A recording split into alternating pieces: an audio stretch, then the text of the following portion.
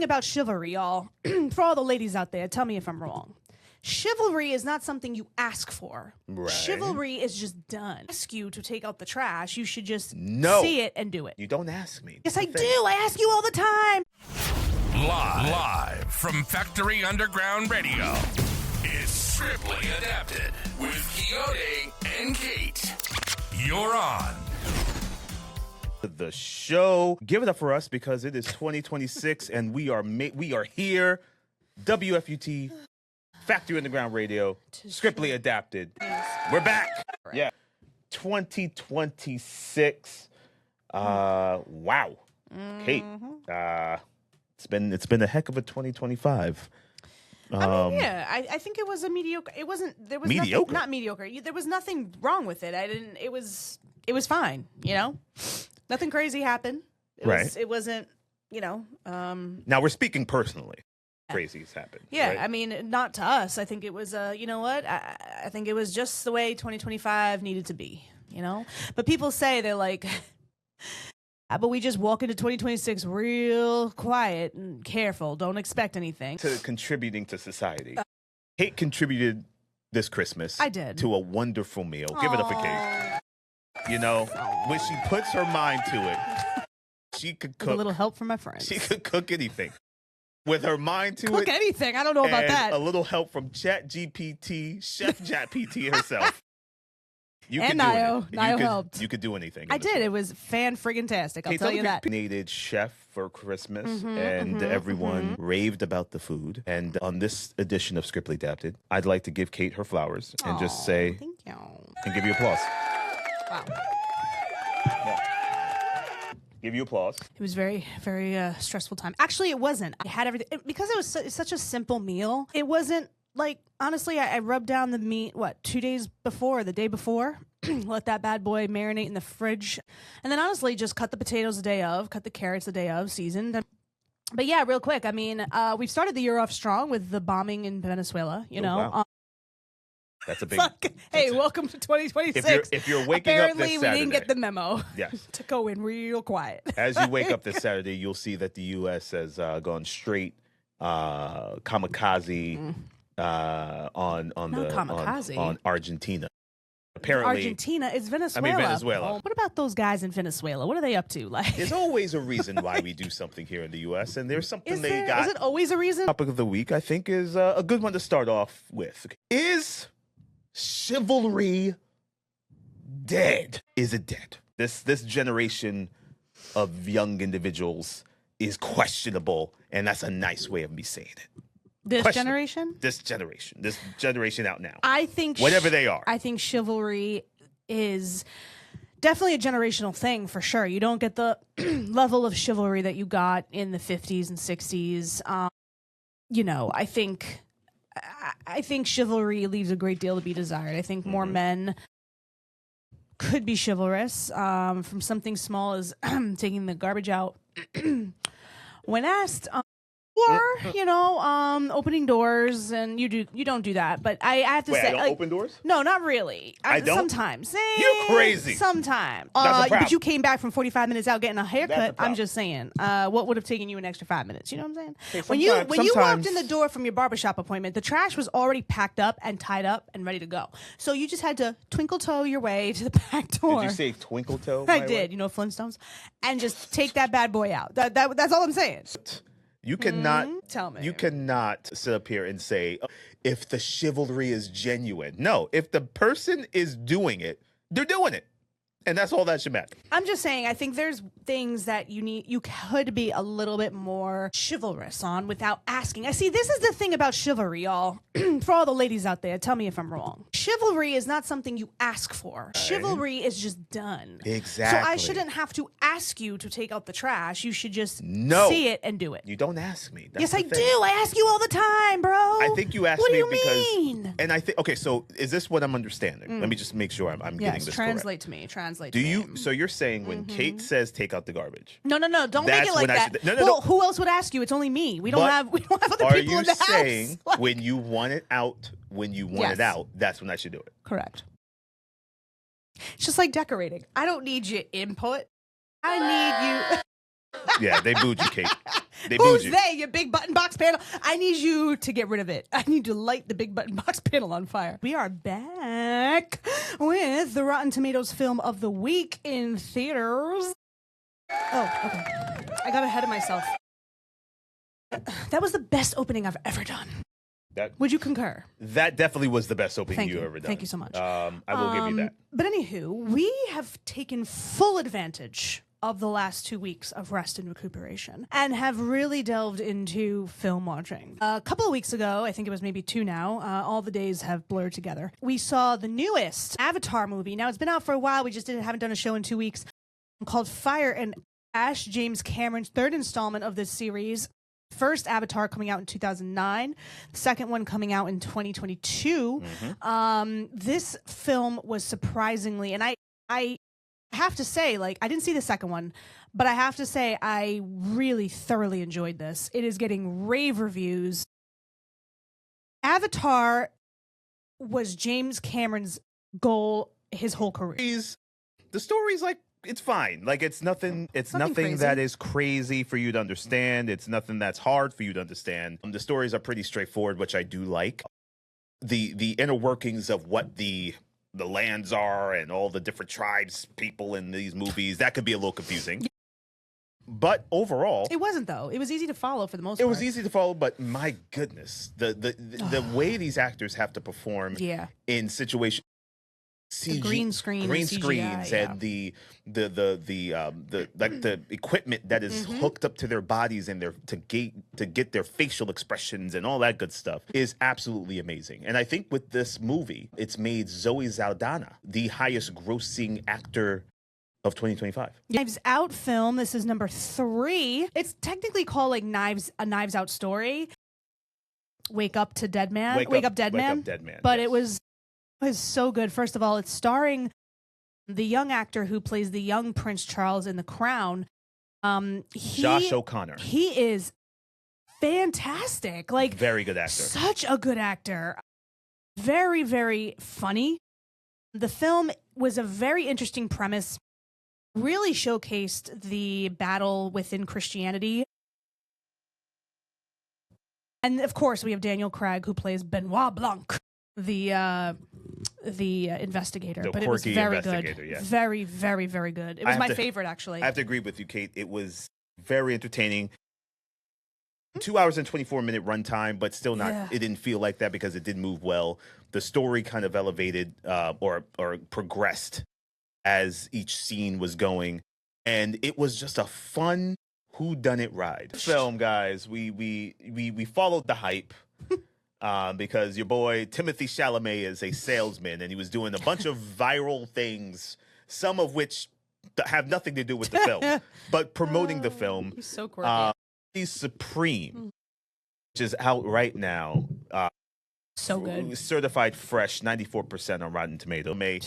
Who's on my list of top 5 best young actors right now? He's going to win an Oscar. He's going to win an Oscar. Oscar. He's going to win. Not necessarily for this. I mean, he's nominated for a Golden Globe right now. Oscar nominations haven't come out yet, but he's winning an Oscar. He's definitely going to win an Oscar in his career. He's exceptional. He is not typecast. He's done a ton of different things. This film was an amalgamation of chaos at its best, but it was easy to follow, though. It wasn't crazy.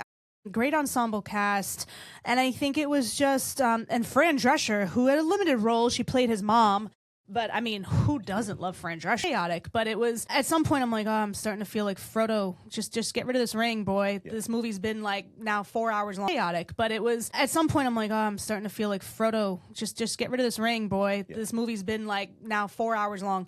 But you guys should check it out. Marty Supreme in theaters now. Marty Supreme in theaters now. We come to you to bring us what's going on in the literary world. Oh, wow. Do you have a charm for me? Oh. Book Nook, y'all. Really was.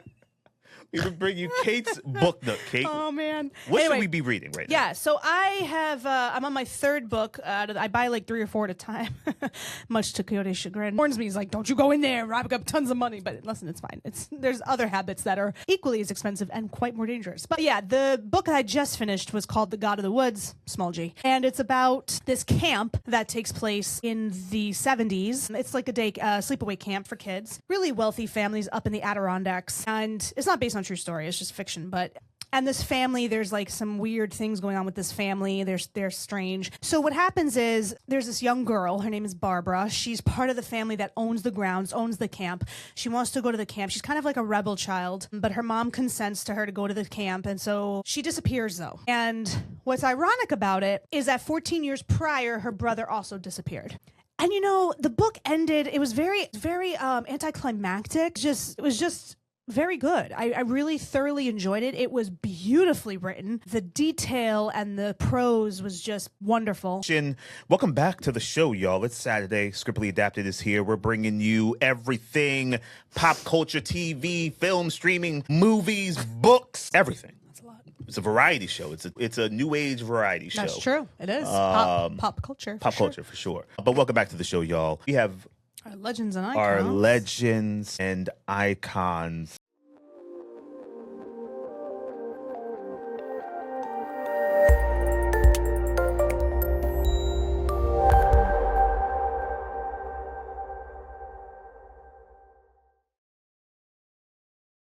And the great, legendary James Cameron. Yes, absolutely. James Cameron. Into the beginning of his career and stuff like that. But I think today we're going to highlight the Terminator. Can you take it away? Listen, guys, if you don't know The Terminator, the 1985 American sci-fi fiction action film directed by the great James Cameron. 84. 84, I'm sorry. Yeah. Now, listen, guys, the film is a classic. And we're not just talking in terms of the score, right? Or the action or the technology that was actually used in 1985. When you look at it today, it's like, okay, this is crap. But for that was huge. Yeah.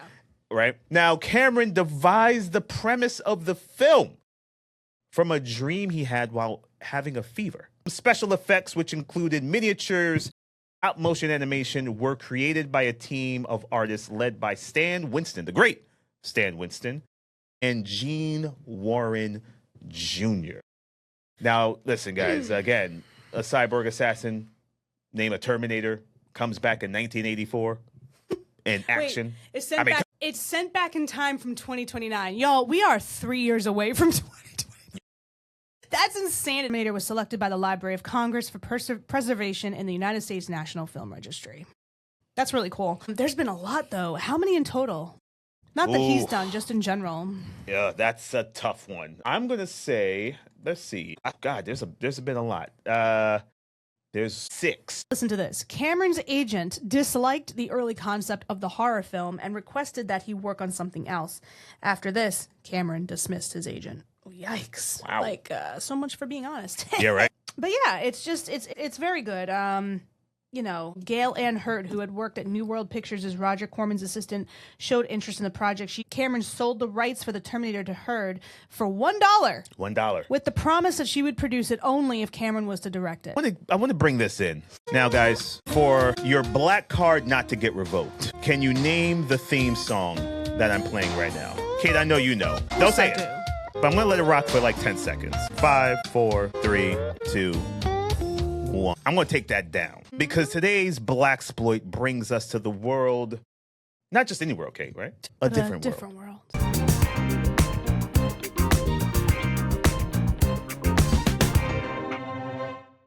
A different world. And we're going to do this 2 weeks, y'all, because I can't just spend 3 minutes on a different world without going deep into the episodes, the characters, the cameos. I mean, Tupac was on there.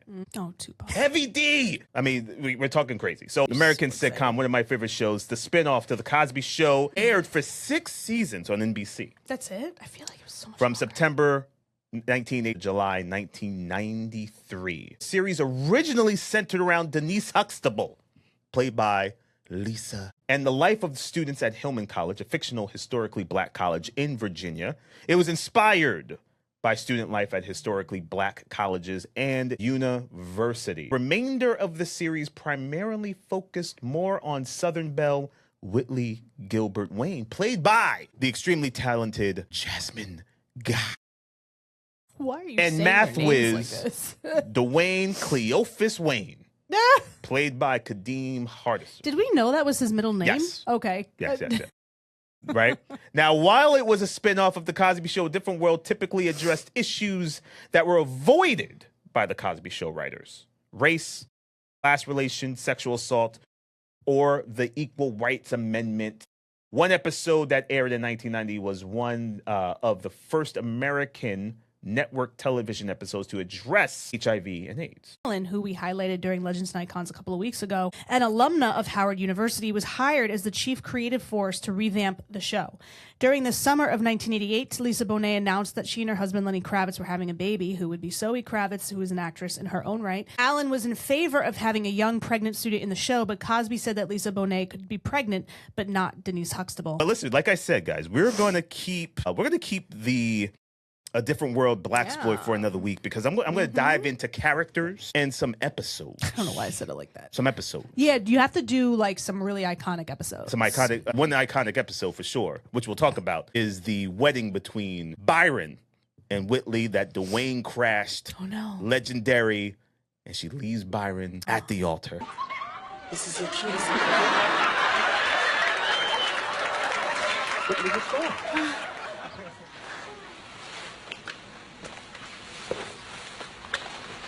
Baby, speak up. You all right? She's talking. Go on, Reverend. Go on. I can't until she responds. Well, she means yes. Well, she's got to say yes. I will. Will you? Blessed are those who ask you questions, brother. Whitley, Oh, I love you, and if you'll have me, I want you to be my wife. What the hell are you doing? Hey, I'm sorry, Byron. I love her. Die! Just die! Let him go, man. Will you have me, Dwayne, as your lawfully wedded husband from this day forth to having a home and richer for poorer? Baby, please! Please! I do! Flick of the day, brought to you by none other than Kate herself.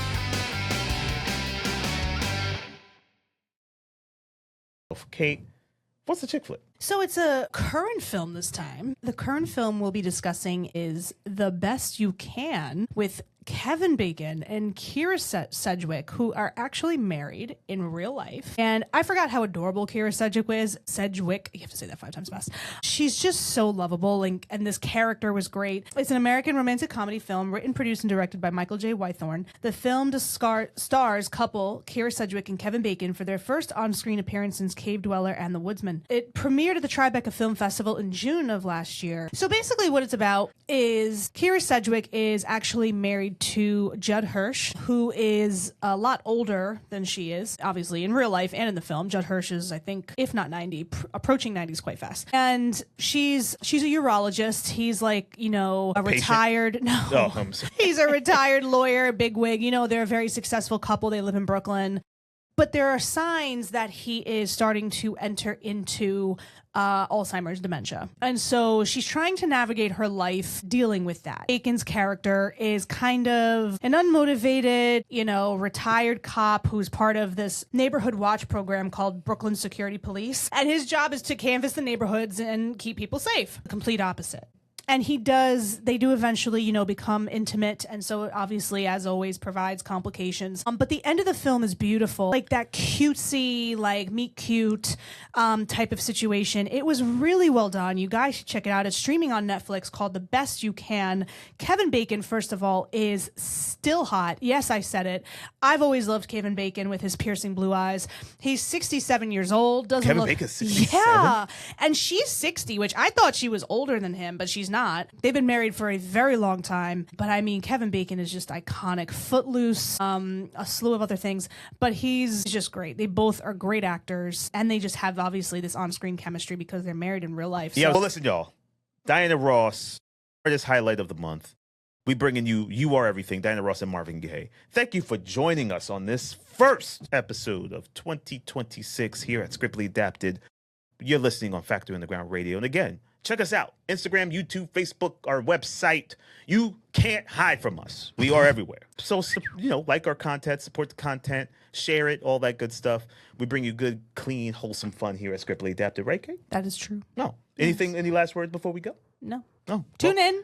Tune in. That's all Kate has home. to say. Tune in. We'll take you home, guys. Thank you for joining us. Have a great Saturday and rest of the weekend, y'all. You are everything, y'all. Toodles.